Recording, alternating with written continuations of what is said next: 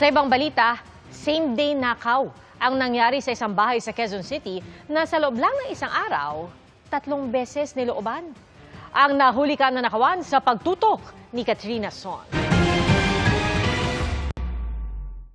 Alas 3 ng madaling araw nitong Biyernes nang looban ng lalaking ito ang isang bahay sa Barangay Santa Cruz sa Quezon City. Dumaan sa main door ang sospek.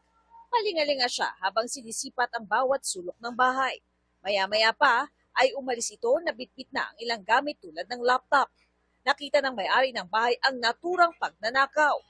Wala kasi kami sa house, tapos nakita ko siya may entry ng 3 a.m. ng May 1. So, yung around mga 8, umuwi ako, tapos nakita ko yung doors namin, sira na yung door jamb.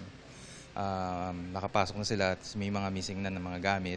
Hindi nila inireport sa pulisya ang pangyayari at umalis ulit ng bahay. Ang suspect bumalik alas 7 ng gabi at may kasama na. Pumasok sila sa butas na nakaabang para sa aircon mula sa ikalawang palapag ng bahay. Natangay nila ang ilan pang mga kagamitan sa bahay. At sa ikatlong pagkakataon, muli silang bumalik maghahating gabi. Pero nag-alarma ang CCTV mula sa telepono ng biktima. Kaya agad na siyang nag-report sa pulis. Nung mga 11 plus, nakita ko kakapasok lang nila, natsebuhan ko. Tumawag na ako kagad sa pulis. 8 minutes, 7 minutes pa lang, nandun na sila agad sa pulis. Tapos nandun na sila sa bahay. Natsyempohan ng mga otoridad ang mga sospek na nagtatago sa isa sa mga kwarto sa bahay. Agad silang inaresto. Nakuha mula sa kanila ang ilang gamit na pantanggal ng tornilyo at ang vacuum na kanilang ninakaw. Umamin at panahingi ng tawad. Mga anak na po yung asawa niya, kaya po nagawa niya. Niyaya niya po ako. Ano po sabi niya? May bubuhatin lang daw po.